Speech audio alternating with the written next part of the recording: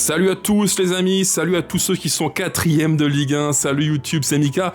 Très heureux de vous retrouver les gones pour parler ensemble du match d'hier contre Brest qui permet à l'OL, victoire de buts à 1, d'être 4e de Ligue 1 à l'heure où on se parle.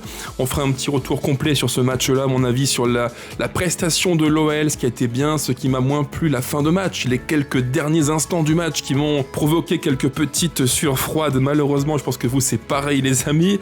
On fera aussi un petit point sur l'actu mercato. J'ai un sujet en tête que je voudrais vous partager les gones. Je pense que l'animation que Fonseca a mise en place est en train un petit peu de dicter la fin du mercato hivernal de l'OL. J'en parlerai après en détail, j'ai un point de vue qui est assez clair sur la question. Et enfin, on fera un petit point sur le dossier chaud bouillant. L'arrivée, c'est imminent, selon l'équipe, et Hugo Guillemet qui nous dit que Noah Narté, le Danois, devrait donc s'engager à l'OL d'ici les prochaines heures. Accord conclu entre son club de Brøndby et l'Olympique lyonnais. C'est une très bonne nouvelle pour l'OL d'un point de vue sportif et footballistique. Tout ça, on va en reparler ensemble les gones. Avant de commencer, pensez, c'est la petite musique habituelle, au pouce, aux commentaires, activez la cloche, abonnez-vous. On est quasiment 14 300 dans mon souvenir, c'est énorme, merci à vous pour ça. Pensez aussi à booster en swipant vers la gauche dans l'espace commentaire, ça aide beaucoup au référencement. Merci à toutes et à tous les amis, c'est parti, thème numéro 1, le retour rapide sur le match d'hier entre l'OL et Brest, victoire de nos gones, 2-1, on est 4e.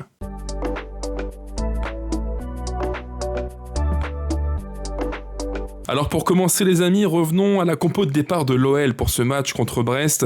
Alors c'est un petit peu compliqué parce que la compo en théorie c'est un 4-4 de losange, mais en fait dans les faits c'est pas vraiment ça, c'est plus complexe que ça, j'en parle souvent en vidéo. Les compos sur une feuille c'est bien, mais le foot c'est encore autre chose.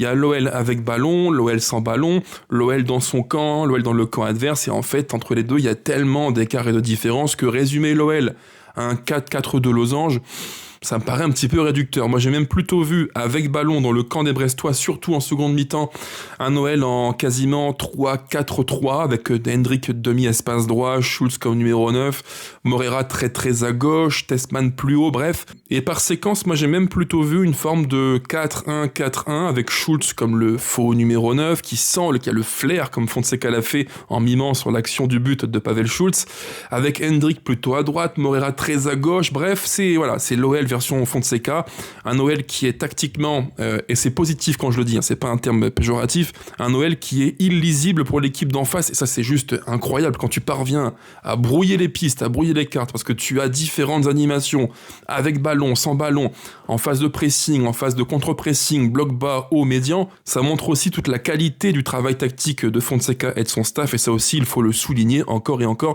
Je pense, j'en parlerai en deuxième thème de la vidéo, que Fonseca a trouvé depuis quelques matchs une animation qui vraiment maximise toutes les qualités individuelles de l'OL. C'est un vrai sujet dont je parlerai après en détail. Alors donc l'OL en 4-1, 4-1, 4-4 de losange, bref, peu importe, c'est pas l'essentiel. Et l'entame de match qui, je trouve, a été pour les deux équipes assez dynamique, engagée.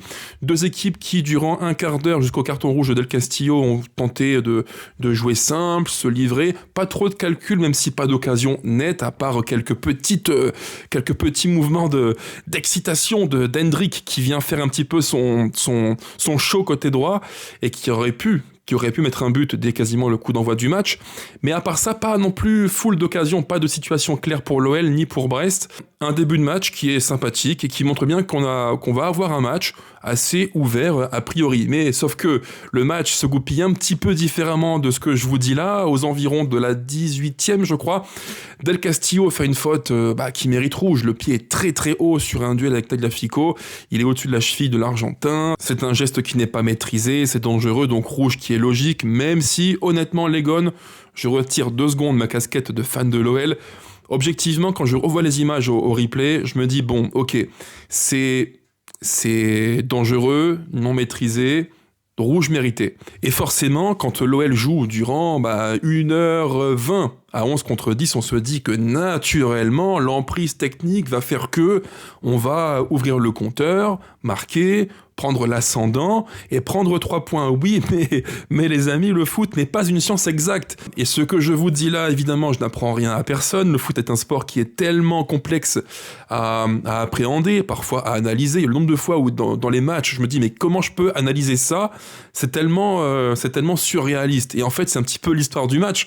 L'OL aurait dû, je pense, prendre 3 points faciles, tranquilles, au vu du contexte du match, de l'histoire du match, mais l'OL s'est fait peur jusqu'au coup de sifflet final. C'est un petit peu le goût amer qu'on a en bouche à la fin de ce match et des 3 points pris contre Brest. Revenons donc à la première mi-temps.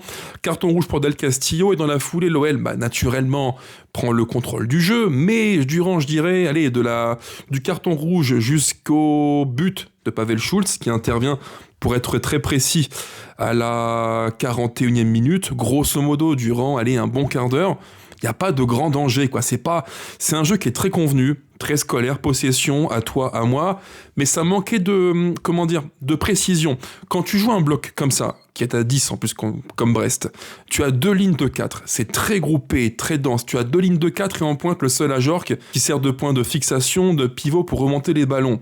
C'est compliqué à percer, il faut vraiment être très juste, faire le moins de touches de balle possible, jouer vite, première intention, et ça les amis, ça demande beaucoup de qualité technique. Et quand tu n'es pas toujours extrêmement juste, quand tu fais tout bien de ton camp jusqu'à l'ultime tiers, mais que dans le dernier tiers du terrain, il te manque le petit truc en plus, l'inspiration, le dépassement de fonction, c'est compliqué. Et je dirais que sur 15 minutes, on a vu ça. Un OL qui avait globalement l'emprise technique, et c'est logique, mais un OL pas vraiment dangereux. Ça a été l'une des problématiques durant un petit bout de temps en première mi-temps. Mais, parce qu'il y a un mais très important, c'est ce but de Pavel Schulz qui vient après une série de situations que l'OL se procure via notamment Hendrik qui perce à droite, mais il manquait la conclusion. Et là, sur une transition rapide, Pavel Schulz, bon appel de balle, il est lancé en profondeur. Et là, sur un geste subtil, petite touche de balle par-dessus Chardonnay, hop, il dribble, il accélère, il arrive face aux cages de Couder, et il a le choix. Il a un choix multiple. Choix numéro 1, il la joue solo, il dribble, il conclut. Choix numéro 2, il peut, je pense, décaler à droite. Il y avait Hendrik et un deuxième joueur dans mon souvenir. Ça me paraissait plus simple. Qu'est-ce qu'il fait ? Le choix le plus difficile, mais c'est pas grave, il va au bout de sa logique et on peut le comprendre, ça s'entend, c'est un des choix possibles sur l'action. Il pousse un tout petit peu loin le ballon, mais il revient, et là on se dit, attention, second choix multiple, soit il frappe, c'est l'option la plus difficile, soit il la met en retrait à Hendrik qui se décale légèrement et ça faisait but à quasiment 100%. Ce grand fou, qu'est-ce qu'il nous fait ? Frappe pleine lucarne, sous la barre, sous l'équerre, c'est imparable. Il nous met un but un petit peu qui m'a rappelé ce but, les gars, rappelez-vous, pour ceux qui ont plus de 30 ans, ce but de Pedro Miguel Paoletta contre l'Olympique de Marseille au Parc des Princes durant le Classico, c'était je crois en 2004-2005, j'ai un petit doute à vérifier, mais un but qui demande tellement d'adresse, de subtilité technique pour le mettre, c'est pas facile. Parce que de une, il faut éliminer Couder, il le fait très bien, et de deux, il faut redresser le ballon, frapper, souplesse de cheville, finition clinique sous la barre, quel but de Pavel Schulz. Alors, je vais pas encore faire le couplet sur lui, mais vraiment Pavel Schulz, quel joueur intriguant. C'est vraiment un joueur intriguant. Moi, les amis, quand je le vois jouer, je me dis, mais ce gars-là, il a un profil tellement atypique, quoi. Il a le flair. Il a ce truc en lui, quoi. Le truc des joueurs qui sentent les bons coups, le QI foot tellement développé. Et moi, je revois sur le but la célébration de Pavel Schulz et des joueurs de l'OL qui font tout ça, quoi. Ils font tout ça. Et Fonseca, ça m'a fait marrer aussi. Quand il voit le but de Schulz, il part vers son banc et il leur fait comme ça. Voilà, ça c'est le flair de Pavel Schulz. Je pense que maintenant c'est un petit peu le running gag. Pavel Schulz, Thomas Müller, il a ce côté vraiment joueur qui sent les coups, joueur qui est tellement malin, un joueur atypique. Je pense que Pavel Schulz, il a la panoplie pour devenir à court terme le chouchou de l'OL. Le chouchou de quasiment tout le monde, parce qu'il est, il est sympathique, il est intelligent, il plante des buts, profil atypique, on a envie de l'aimer, et le but qu'il met hier, c'est de la grande qualité. Et d'ailleurs, on parle souvent des buts de raccro, du genou, de la poitrine, du tibia ou de l'oreille, mais prenez aussi les buts qu'il met et qui demande une qualité technique de finition au-dessus de la mêlée. Ce but contre Brest hier, c'est de la grande qualité. Et le but qu'il met au PFC, où il part seul en transition, hop, et finition, lob sur le gardien, waouh! C'est un joueur qui a en fait, qui est compliqué à analyser, parce qu'on se dit, bon, c'est pas un joueur hyper soyeux et élégant, mais en fait, il cache bien son jeu. Il a une qualité technique qui est indéniable, vraiment indéniable. Et il combine à ça une intelligence, un QI foot largement développé au-dessus de la moyenne. Ça fait un cocktail savoureux. Ça donne Pavel Schulz un joueur atypique, un joueur extrêmement intelligent que j'aime beaucoup. Et vous, je pense que c'est pareil. Donc 1-0 pour l'OL. Et dans la foulée, on ne s'arrête pas là. C'est le deuxième instant de grâce. Quel but d'Abner Vinicius. Wow! Il avait un rôle très spécifique hier. Parce qu'il commençait théoriquement dans le cœur du jeu, dans le 4-4-2 losange, comme beaucoup l'appellent, et il avait cette fonction un petit peu étrange d'être à la fois relayeur, de dézoner, être parfois demi-espace droit, demi-espace gauche, et en même temps, il avait aussi la fonction de permuter avec Tagliafico. Il y a plein de fois où je l'ai vu reculer un petit peu, Tagliafico monter un cran plus haut pour créer un petit peu le bazar dans l'équipe de Brest, ça a marché, et Abner hier, jusqu'à ce qu'il soit mis en latéral droit en toute fin de match, ce qu'il fait, ça montre aussi, là encore, une qualité technique au-dessus de la mêlée, évidemment. Ça montre aussi qu'il est décisif, qu'il a un pied gauche de très très grande qualité, et surtout, le QI foot, là encore. Pavel Schulz, hyper intelligent, Abner, hyper intelligent. Quand tu es de formation latéral gauche, qu'on te met dans le cœur du jeu, dans le 4-4-2 losange de Fonseca, que tu parviens à exister, et même plus que ça, à briller, à marquer un pion comme celui-ci hier, bah c'est que tu es un joueur extrêmement intelligent. Et Abner, son match d'hier, c'est tout en intelligence, tout en faculté à comprendre ce qu'on veut de lui au fil du match. Et ça, bravo. Si je fais là un arrêt sur image sur le but d'Abner, la frappe, la qualité de la frappe, la souplesse de la cheville gauche, c'est beau, c'est très beau. En fait, je trouve qu'au foot, quand tu fais un zoom, un focus sur la cheville, la souplesse de la cheville, ça en dit long sur la qualité du joueur. Et la frappe d'Abner, elle est juste exceptionnelle. J'aurais pu dire aussi, quand je parle de souplesse de la cheville, faites aussi les gones, un zoom x10 sur la cheville de Morton. Morton hier, c'est le maestro. Relais court, relais long, transversal. Mais alors hier, il a fait un exercice, un spécifique transversal. Et j'insiste, mais des transversales comme celle-ci, tendues, rasantes, incisives, c'est de la qualité, c'est le football, c'est de la qualité, voilà, c'est la pelota. Quand tu vois ce qu'il fait hier, Morton, c'est le maestro. Et quand tu zoomes sur la cheville du gars, tu vois que quand il tape le ballon, la cheville se bloque et elle remonte un tout petit peu. Il la caresse comme ça, en même temps c'est fouetté pour faire une passe magnifique. Franchement, moi hier les amis, alors oui, il y a plein de trucs qu'on peut discuter. Ça n'a pas été un match parfait, mais d'un point de vue technique, j'ai vu des gestes qui m'ont transporté, qui m'ont titillé un petit peu, quoi. Ça m'a excité la rétine, j'ai aimé ça. Il y a eu des gestes techniques vraiment de très grande qualité, et moi le foot technique, c'est le foot qui me parle, c'est la pelota, c'est le football. J'ai vraiment beaucoup aimé ce qu'on a vu hier, d'un point de vue technique sur quelques séquences entre Morton, Pavel Schulz, le but qu'il met, Hendrik, petit focus sur lui, Hendrik, parce que là encore, match vraiment intéressant, Hendrik dans un rôle de demi-espace droit dont je parlerai après en détail, mais il a été l'élément perturbateur, le dynamiteur, celui qui prend le ballon, qui part de la droite et qui par des courses transversales vient créer le bazar. Alors il a manqué évidemment hier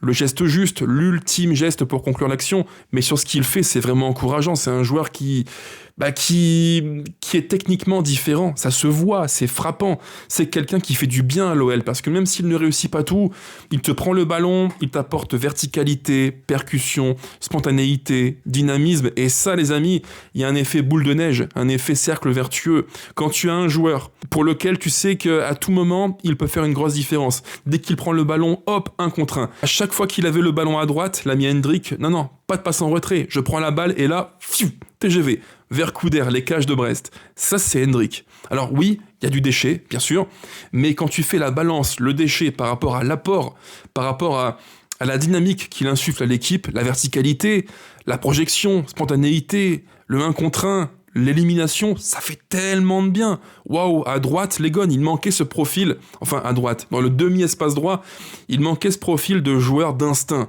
On avait Karabets qui est plus dans le tempo, j'attends, je temporise, dans le 1 contre 1, c'est pas trop ça.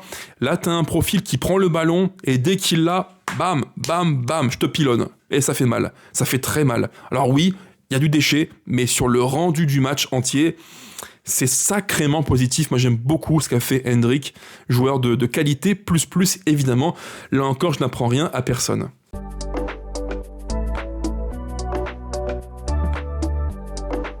Donc à la mi-temps, 2-0 pour l'OL, c'est je pense logique, c'est mérité, l'OL est devant. Techniquement, on est aussi, il faut le rappeler, on est à 11 contre 10, ce qui aide beaucoup dans l'histoire du match. On a vu de beaux gestes, Hendrick, percussion, 1 contre 1, Pavel Schultz, ce but de toute beauté, Morton, les passes fouettées et rasantes, bref, une mi-temps qui est, je pense, globalement positive. Il y a des points améliorés, c'est vrai, plus de courses verticales, plus d'efforts de verticalité, mais au global, c'est quand même pas mal du tout. Et en seconde mi-temps, on se dit tous que l'OL doit faire plus, encore plus, l'OL doit tuer le match, mettre le 3-0, rentrer chez vous, 3 points pour nous et vous 0, l'OL 4e, et ben c'est pas tout à fait ce qu'il va se produire encore une fois. Le foot n'est pas une science exacte, pour preuve, dès la 53e minute de jeu, Brest a une grosse occasion. Ajor qui contrôle le ballon, reprise du gauche, au ras du poteau droit de Dominique Greif. On a eu chaud et c'est le premier avertissement pour l'OL en seconde mi-temps. Alors malgré tout, sur l'ensemble de la seconde mi-temps, l'OL a eu des occasions. L'OL aurait pu tuer le match. Et on marque le 3-0. Pavel Schultz, encore lui qui est là et qui vient planter le but devant les cages de Couder, mais but refusé pour un hors-jeu logique de Tessman. On rate encore une fois le 3-0. Que d'occasions gâchées. À l'heure de jeu, ça doit faire 3-0, mais il n'y a que 2-0. Et le foot, les amis, il est sans pitié. Quand tu laisses en vie l'équipe d'en face, eh bien, tu t'exposes à des difficultés. Et c'est ce qu'il se passe, puisqu'à la fin du match, sur un coup franc à côté gauche, totalement anodin, sur une faute, je crois, d'Abner, coup franc, et là, c'est ce qui devait se produire, se produisit, ce qui devait arriver arriva malheureusement. Brest marque sur un cafouillage, on se dégage mal, c'est Kluivert qui n'arrive pas à reprendre le ballon, et là, c'est le but, voilà, un but merdique, le but de Dina Ebimbe qui vient, qui met le pion, voilà, 2-1 pour l'OL, Brest refait un tout petit peu son retard, on est à la 87e minute de jeu. Et là, les amis, c'est l'instant what the fuck. Parce que franchement, l'OL n'avait aucune crainte. Jusqu'à la 87e, ce but de Brest, honnêtement, on ne craignait rien, tranquille. Possession, situation, 2-0, à 11 contre 10, qu'est-ce que tu crains? Pas grand-chose, oui, mais le foot n'est pas une science exacte. Et à 2-1, c'est là où j'ai le point de critique le plus fort à formuler contre les joueurs et contre le coach. Cette fin de match, je n'ai pas aimé du tout. Mais alors pas du tout, ça manquait de maîtrise. On a reculé dès qu'on prend le 2-1. Le bloc équipe recule de 15 mètres, 20 mètres. Ça se voit directement à l'écran. On est moins haut, moins conquérant, moins de pressing. On subit beaucoup plus. On est en retard sur beaucoup de duels. Et là, en fait, on se fait peur tout seul. L'OL se fait peur tout seul. C'est terrible. C'est un match que tu dois plier 3, 4, 0, facile, tranquille. Parce que techniquement, tu es au-dessus, tu es à 11 contre 10 durant quasiment 1h20. Voilà, tu dois plier Brest. Et tu dois prendre 3 points, et tu dois tranquillement, sereinement repartir à la maison, chez toi, avec ta femme et tes enfants. Mais malheureusement, la fin de match, elle est gérée bizarrement, je trouve. Et moi, parce qu'en fait, si on est logique, quand Brest met le 2-1, bon, il y a un effet boost psychologique, mental. Voilà, ça c'est l'histoire du foot. On a vu des dizaines, des centaines, des milliers de matchs comme ça, où l'équipe revient au score, le match change, la dynamique change, c'est le foot qui veut ça. Mais là, hier, moi, ce que j'ai pas aimé, c'est ce sentiment de panique à bord. Voilà, il y a 2-1, et là, on panique, on sait plus quoi faire, on perd le fil du match, et en plus, ça c'est le gros point négatif que j'ai pas aimé du tout, les choix de Fonseca, les changements opérés par le coach et l'apport des entrants, l'un va avec l'autre, c'est ce qui a failli tuer l'OL. Pour moi, les 5 dernières minutes du match ont failli tuer le contenu. C'est dommage de se dire que tu mènes 2-0, il y a 0 danger, et hop, tac, en 30 secondes, le match change. Et en 5 minutes, t'es à ça de prendre 1 point et pas 3. Franchement, les Gones, si on prend 1 point hier soir et pas 3, on fait tous une tête de mort aujourd'hui, hein. Mais moi le premier, franchement. Et c'est lié à des paramètres qui sont parfois inexplicables. C'est mental, c'est peut-être physique aussi, un coup de moins bien, pourquoi pas, hein. C'est aussi possible. Mais je pense que de une, number one, c'est l'apport des entrants. Mangala, il rentre. Alors techniquement, il y a quelques petites pertes de balles, c'est pas le pire. Je pense que physiquement, il n'est pas prêt. Il est assez lent, ça manque de tonicité. Il y a plein de ballons qu'il perd où tu te dis que un Mangala au top physiquement, jamais il les perd. Là, il avait un petit peu de retard sur les duels, pas assez tonique, pas assez dynamique. Quand Fonseca fait le coaching, tu te dis que le banc doit insuffler un second souffle, autre chose. Mais on l'a jamais vu. On l'a jamais vu. Pire, l'OL recule, l'OL subit, l'OL perd les ballons. Et le pompon, c'est les choix de Fonseca vers la 87e. Après le but de Brest. Pour moi, il fait un coaching qui est dur à comprendre, en fait. Il change des éléments, beaucoup trop d'éléments. Je crois qu'il fait en tout 4 ou 5 changements. Et les changements fracassent la dynamique de l'équipe. Les changements bouleversent l'équilibre collectif. Comme quoi, le foot, parfois, ça tient à rien. Tu peux être bon de A jusqu'à Y, mais s'il te manque Z, malheureusement, tu peux prendre 1 et pas 3 points. C'est comme ça, mais fort heureusement, l'OL prend 3 points, l'OL gagne, l'OL bat Brest 2-1, et l'OL est 4e, les amis, 4e au classement devant Lille. On a 33 points, Lille 32, Rennes 31, Marseille 35, le grand Olympique de Marseille qui a fait un mercato estival de grandes ambitions, et patati et patata, hop, 35 points, à 2 points devant nous seulement. Et le PSG 42 points et Lens 43 points. Alors les amis, rêvons plus fort, rêvons plus grand. On est 4e maintenant, il faut y rester. Il faut rester top 4, il faut enchaîner. Et si on peut rêver un peu plus grand, faisons-le sans complexe, vraiment. Alors rapidement, très vite, les tops et les flops du match. Au rayon des tops, alors j'ai aimé beaucoup de monde hier soir, beaucoup de monde parce que aussi bien Morton, qui a fait un match de maestro, en meneur reculé, qui distille des ballons fouettés, rasants, millimétrés, les transversales qu'il a faites, magnifique. Donc Morton, c'est l'un de mes tops évidemment. Hendrick qui fait un match de pile électrique complet, qui percute dans le 1 contre 1. Il manquait juste un tout petit but pour faire le match quasi parfait. Et Pavel Schulz qui fait un match digne de Thomas Müller, qui sent les coups, qui met un but, qui débloque l'OL et qui nous met sur les bons rails, un but magnifique. J'aurais pu dire aussi Kluivert qui fait un match très solide, très complet. Abner fait un match de qualité aussi, même si la fin de son match, quand il est placé latéral droit quand Maitland-Niles sort, il est quand même plus en difficulté, ce qui est logique. Donc voilà les tops, je dirais Morton, Pavel Schulz, Hendrick, Kluivert, ça me paraît assez logique. Et au rayon des flops, alors les flops du match, c'est un tout petit flop, mais tout petit, parce que c'est pas non plus un match catastrophique, loin de là, mais je dirais que dans le cœur du jeu, j'ai vu un tout petit cran, même un bon cran en dessous, Tessman, qui techniquement était le moins propre de tous, qui manque une belle occasion, même si son match n'est pas mauvais en soi, c'est pas un match catastrophique, mais voilà, c'est le joueur qui est un petit peu en dessous, qui m'a un petit peu déçu par rapport aux autres. En même temps, quand tu évolues à côté de Morton, qui fait un match de très grande qualité avec un pied droit magnifique, Tessman souffre un petit peu de la comparaison, c'est normal, mais pour autant c'est pas un match catastrophique, loin de là. Un tout petit flop, mais mon vrai flop du match, c'est un tir groupé pour le banc, qui n'a pas apporté ce qu'il aurait dû apporter.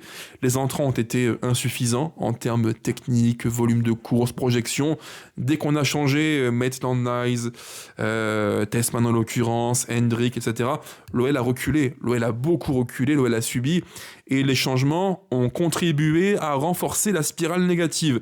Ça, c'est le point négatif du match. Et forcément, par extension, qui dit changement négatif, dit coaching négatif. Je pense que Fonseca, hier, a fait un coaching qui aurait pu nous tuer la fin de match. Vraiment, j'insiste. Alors oui, sur l'ensemble du match, l'animation, très bien, nickel. J'en parlerai après en vidéo. Là-dessus, rien à dire. Mais la fin de match, elle est gérée quand même bizarrement. Et là, on a retrouvé le Fonseca qui, par moment, a des lectures de match qui me posent question. Quand tu changes comme ça en fin de match 3, 4, 5 éléments, de une, ben, tu baisses le niveau technique de 1, voire 2 crans. Ça, c'est pas rien. Et deuxièmement, tu fracasses l'équilibre de l'équipe. Donc forcément, la fin de match a été mal gérée. On s'est fait peur pour rien, et ça c'est aussi en partie à cause des choix qui ont été opérés en toute fin de match. Alors pour finir les amis, petit point rapide sur l'actu mercato. Je sais que ça vous plaît et que vous aimez quand on parle de rumeurs, d'infos, de transferts ou de ventes. Et ben là c'est le moment pour en parler un petit peu ensemble. Parce que oui, on a appris que Narté allait signer à l'OL d'ici les prochains jours. J'en parlerai dans quelques instants. Mais en préambule, un petit point de vue que je voulais vous livrer. Je pense qu'en fait, la fin du mercato hivernal de l'OL sera dictée par l'animation de l'OL. Pourquoi je vous dis ça ? J'ai intitulé la rubrique « Animation égale mercato ». On l'a vu depuis quelques matchs, je pense que Fonseca a trouvé l'animation quasiment ultime pour l'OL, celle qui maximise tout le monde. Hendrick dans un rôle de joueur demi-espace droit, qui a le jeu devant lui et il n'est pas dos au jeu, donc il a plus de temps pour prendre le ballon, percuter et être incisif, vertical, tout ce qu'il aime faire et tout ce qui rappelle l'Hendrick de Palmeiras. Ça c'est un point qui est très positif. Je pense que l'animation a été en partie conçue pour lui et pour le mettre dans le plus grand confort possible. Pavel Schultz, pareil, dans ce rôle de faux numéro 9 qui décroche, qui se fait oublier, qui sent les bons coups, qui a le flair, il excelle. Dans le cœur du jeu, les 4 éléments qui vont créer surnombre, densité et qualité technique, Tolisso, Morton, Tessman, etc. Voilà, ils sont là pour ça aussi. Bref, l'animation de Fonseca avec ce carré et devant Hendrick plus Schultz et à gauche Moreira, on sent qu'elle a été pensée pour maximiser quasiment tout le monde. Et moi, je vois un OL qui est non seulement très cohérent, et un OL dans lequel les joueurs sont à l'aise, chacun sait ce qu'il a à faire. Pourquoi je vous dis que l'animation égale le mercato ? On l'a vu hier, Hendrick dans un rôle de demi-espace droit, pas vraiment numéro 9, pas non plus ailier droit, il est entre les deux. Il prend le ballon, il commence l'action à droite et il finit par une course transversale vers l'axe. Et c'est pour ça que, à mon avis, l'idée que j'avais soumise de prendre à droite quelqu'un qui pourrait instaurer du 1 contre 1, comme le fait à gauche Moreira, à mon avis, l'idée, elle a vécu. Parce que je pense que Fonseca a trouvé l'animation qui va bonifier Hendrick dans ce rôle de joueur demi-espace droit. Ça ferait un petit peu doublon si on prenait un ailier à droite qui pourrait faire du 1 contre 1. Mais malgré tout, dans ce que propose l'OL, version Fonseca depuis quelques semaines, on le voit bien, dans le cœur du jeu, il manque quelqu'un qui peut, comme Tolisso, faire la navette. Attaquer, projection, reculer. Attaquer, projection, reculer. Et dans ce cas de figure-là, Narté, c'est le profil quasiment parfait. Donc je pense que le mercato va être en partie dicté par ça. L'animation et la structure de Fonseca vont déterminer les choix de profils ciblés durant l'hiver. Attaquant droit, pour moi, non. Numéro 9 de banc, de rotation, oui. Profil différent d'Hendrick et de Schultz. Profil plus fort dos au jeu, plus costaud, plus tanké. Numéro 8, box-to-box complet, Narté, ça me paraît très bien. Et après, ma foi, c'est quasiment tout. Alors peut-être le petit Noah Camara du PSG, le petit jeune qui a une très bonne relance, pourquoi pas. Mais si on fait Hendrick, un numéro 9, profil plus pivot, fort de haut jeu, et Narté, je pense, objectivement les gones, et vous me le direz en commentaire, je pense qu'on aura fait le tour des besoins à l'instant T de l'OL. Alors Narté, parlons-en les gones rapidement avant de nous quitter, puisque je me fie à ce qu'a dit l'équipe dans la presse du jour. C'est Hugo qui nous dit ça dans l'équipe donc d'aujourd'hui. Il s'avère que, je mets à l'écran le screen de son tweet, hop, le voici, le voilà. Comme annoncé, Noah Narté sera lyonnais. Il arrive ce lundi à Lyon pour passer sa visite médicale et signer jusqu'en 2030. Le montant du transfert sera de 10 millions maximum, 7,5 millions, plus 2,5 de bonus, sans oublier 20% sur une éventuelle plus-value. Donc, sous réserve de la visite médicale, Noah Narté devrait être lyonnais d'ici les prochaines heures. Le profil de milieu de terrain complet, qui peut apporter projection, venir défendre un petit peu, même si je le maintiens, j'en parlerai d'ici peu en vidéo, je pense que défensivement, Il doit gagner un petit peu, étoffer son jeu, être plus costaud, muscler son jeu, comme dirait Aimé, un certain Aimé Jacquet. Vous le remarquerez, ce coup-ci, je n'ai fait aucune promesse de timing, pas de 15-20 minutes, c'est impossible, je parle trop, je suis trop bavard, la passion prend le pas tout le temps sur la raison, c'est comme ça, on ne me refera pas. Sur ce, les gars, portez-vous bien, je vous embrasse toutes et tous, et à très vite, et allez l'OL plus que jamais. Ciao ciao, bisous.